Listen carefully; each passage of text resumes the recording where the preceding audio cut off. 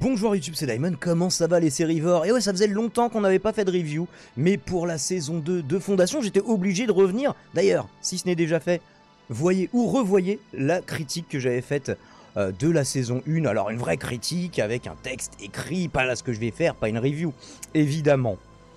Et du coup, en tant que gros fan de Fondation, surtout la saga de romans, j'ai lu tout le cycle des robots, tout le cycle de Fondation d'Asimov, qui est sûrement dans la SF, c'est ce qui se fait de mieux et de très très loin.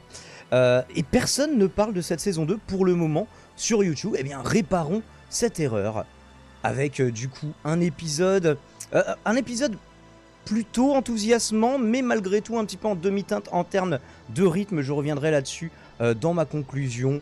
Un empereur qui veut se marier, un empire en plein déclin, une planète Terminus dont on se branle complètement, et surtout la grosse relation mère-fille Salvor Hardin Galdornik, qui est peut-être un petit peu le point le moins inspiré, ou en tout cas peut-être le moins rythmé de cet épisode justement.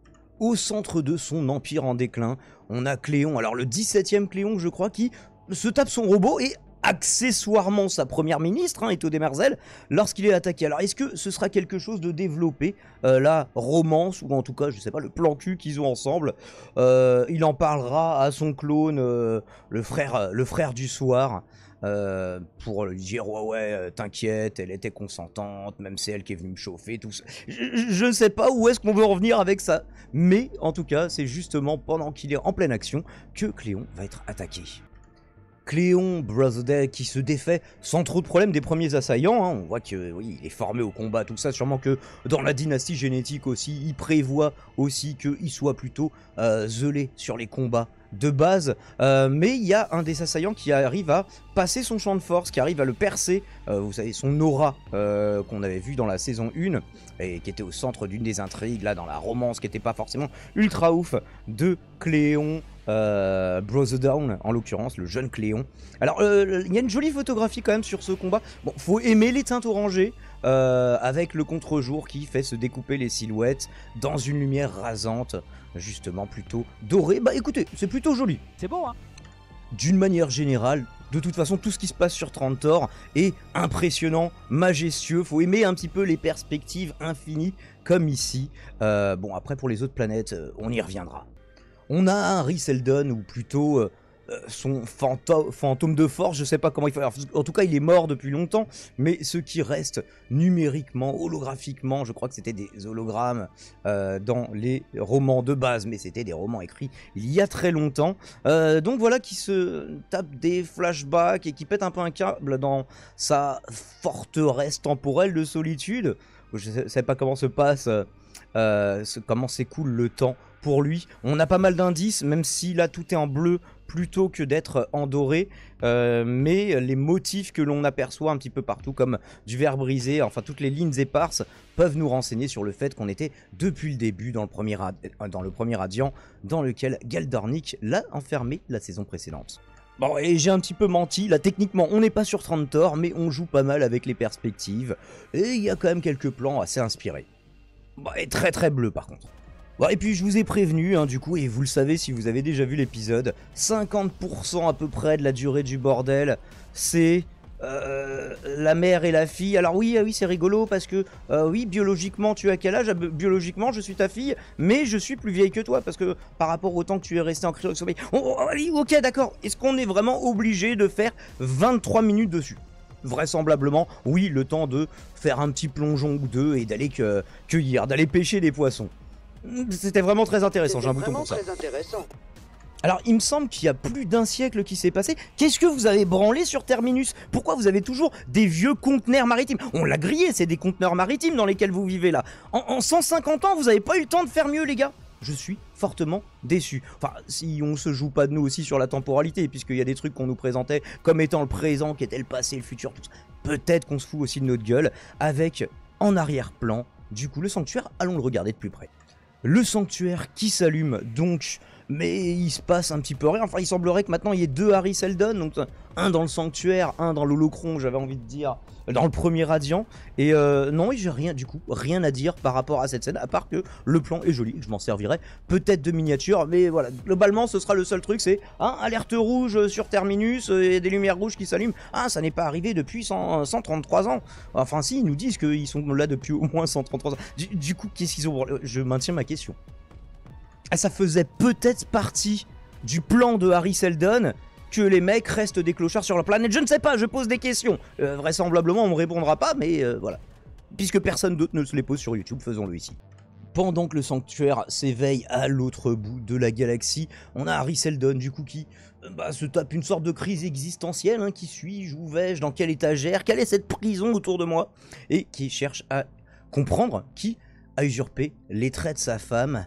C'était le Radiant lui-même. Et je sais pas ce que je pense de ce développement. Bon, donc on a notre petit combo mère-fille qui fait le point sur le plan Seldon.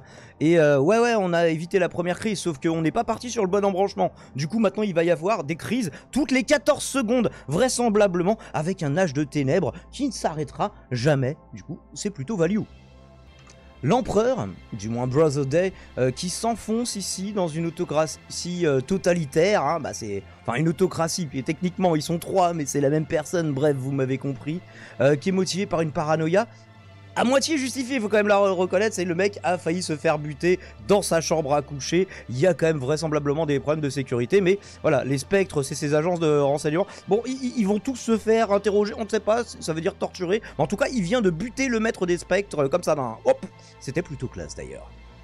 Un gigantesque anneau, ou plutôt une série d'anneaux concentriques ont pris la place de, vous vous souvenez, l'ascenseur spatial qui avait été détruit en saison 1, qui faisait la fierté de Trantor. Alors moi quand je le vois, surtout le plan où il se dévoile petit à petit, ça en jette, tu te dis waouh, pour un empire en déclin, parce qu'il le précise dès le début par une voix off que ouais, l'empire il est en train de, ça commence à être un petit peu foulec. Est-ce que vous connaissiez le mot foulec? Si vous avez grandi dans le 93, dans les années 2000, logiquement oui.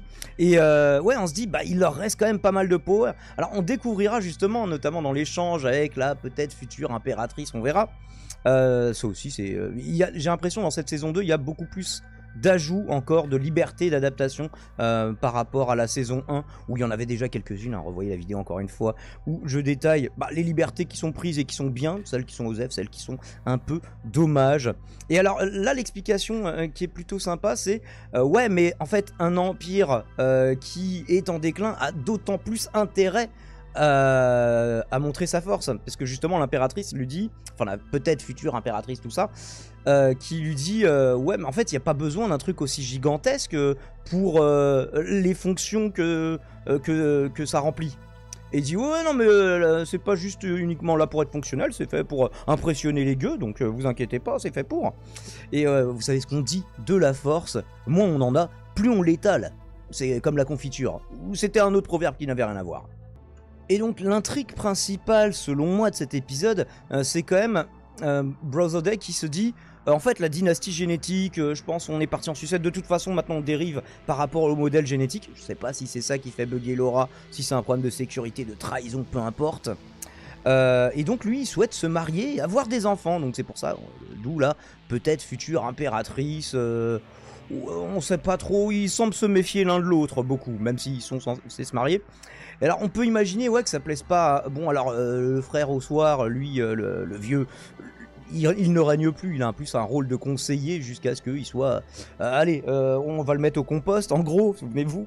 Mais par contre, Brother Down, le jeune empereur, qui est encore en formation, lui, est-ce qu'il prendrait la succession du coup? Est-ce qu'il se marie, il a des enfants et c'est les enfants qui prennent la suite? Et il y a du coup une réflexion assez intéressante sur qu'est-ce que c'est notre part d'immortalité? Est-ce que moi j'ai tendance à dire que pour la plupart des gens, avoir des enfants, c'est s'assurer une part d'immortalité. Il restera ça de toi. Il restera, alors pas juste génétiquement ton enfant, même si d'ailleurs que ce soit ton enfant ou que génétiquement ou pas, si tu l'as adopté, il restera l'éducation que tu lui as donnée, il restera les valeurs que tu lui auras transmises.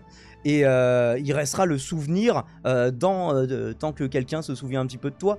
Et qui d'autre, si ce n'est ta famille et tes descendants. Donc on a tendance, nous, souvent à imaginer que enfin, ou intuitivement, ou sans forcément le conscientiser, que avoir des enfants, c'est finalement continuer sa propre histoire après que nous on ait quitté le chapitre. C'était bizarre cette, cette allégorie. Alors que lui il nous dit c'est exactement l'inverse. À partir du moment où il y a des enfants, ils sont là pour te remplacer. C'est le grand remplacement des enfants. Voilà, la thématique comme ça, on vous met ça comme ça, vous en faites ce que vous voulez.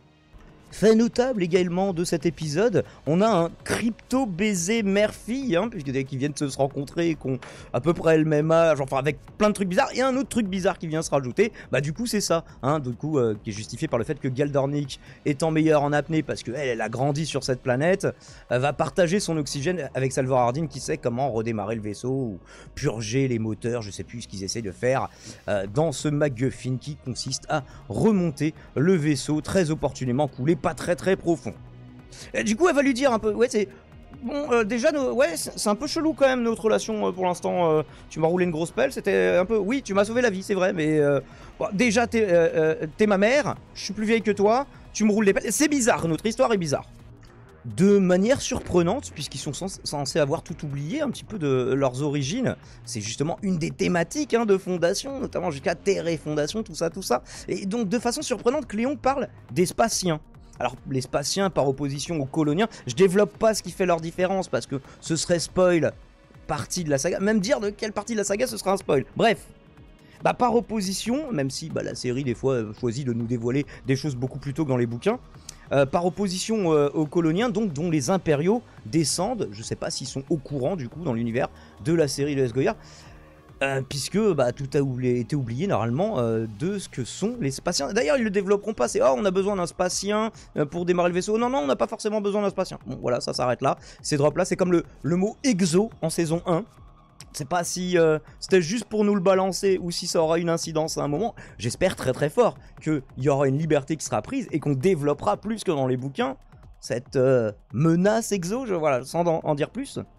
Et alors, ici dans cette scène, les Cléons réfléchissent s'il est opportun ou pas d'attaquer la fondation ou d'abord de faire un peu de repérage pour savoir ce qu'il faut shooter, tout ou partie de ce truc-là.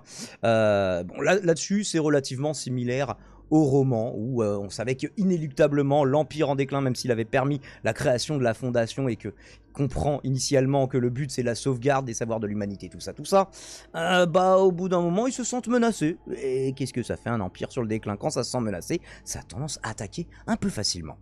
Et l'épisode s'achève sur le retour de notre bon vieux Dr Seldon, comme d'habitude, à un moment critique, même si là, sur le coup, plutôt que de rassurer les gens, bah, Gal Dornick a l'air très effrayée de le voir venir. En même temps, c'est elle qui l'a enfermé. On se souvenait pour des raisons des rebondissements qu'on avait commentés en saison 1. Je pense qu'il est l'heure d'une conclusion. Pas du tout. Conclusion est là. Je me suis trompé de bouton. Et bien en conclusion, bah, c'est toujours très beau, quoique inégalement, c'est surtout sur Trantor que c'est très beau. Terminus bah, paye ton bidonville, hein, la fondation. Tu m'étonnes qu'on n'ait pas envie d'y passer plus que quelques dizaines de secondes, peut-être une minute ou deux. Lee Pace qui est toujours bah, impérial hein, dans le rôle qui campe, celui de Cléon Brotherdale, le frère au grand jour. Alors décidément, il est bon pour camper des rois et des empereurs, hein, on l'avait déjà noté dans le Hobbit où il faisait le roi des elfes. Alors si l'intrigue après ce saut temporel se met rapidement en place, hein, j'ai vu beaucoup de gens qui disaient ouais c'est bien, ils ne mettent pas trop de setup, pas trop de build-up, on va directement dans le récit, dans ce qu'on a raconté dans cette saison. Ouais, ça se met relativement bien en place. J'ai quand même moins apprécié le rythme, notamment les discussions un peu longuettes, pas forcément toujours ultra intéressantes entre Hardin et Dornick, qui prennent un peu trop de place hein, dans l'épisode. Selon moi, d'autres personnes trouveront que c'était le truc le plus intéressant et qu'il aurait fallu que ce soit 99% de l'épisode. Évidemment, on ne sera pas d'accord, les commentaires sont là pour que vous veniez les exprimer, ces désaccords, poliment, tant qu'à faire. Alors on aurait aimé en voir plus quand même sur la Fondation, plutôt que voilà, les deux conteneurs et des lumières rouges qui clignotent, et les gens qui, comme ça, regardent un truc hors champ. Et un peu plus sur la situation à Trantor, plutôt que de passer 50% du temps sur Synax, ce que je suis forcé de qualifier de Waterworld version Wish, désolé. Bref, à moins que Salvor Hardin et Gal Dornick ne créent la... Alors, je sais pas si je fais un spoiler, je fais une prédiction, ne créent la seconde fondation, je vois pas très bien où est-ce que tout ça est censé nous mener. Et si c'est vers là que ça nous mène, bah c'est chiant qu'on les pré-shot aussi facilement. Nous verrons, accordons à la série le bénéfice du doute. Et bah écoutez, merci d'avoir suivi ce Sérivore. Le format reviendra peut-être, ça dépendra de mon humeur, des vues que font les épisodes, évidemment. J'ai toujours mon épisode sur That 90s Show qui est vraiment presque fini de monter, donc qui sortira incessamment sous peu. N'hésitez pas à vous abonner, à liker, à commenter, à suivre mes autres chaînes. Bah oui, parce que je fais de la radio libre aussi, notamment sur Twitch, avec mes rediffs qui sont sur la chaîne Diamond Radio Libre sur YouTube, et même une chaîne gaming. Bref, vous avez de quoi faire. Ciao ciao, merci d'avoir suivi cette review en ma compagnie.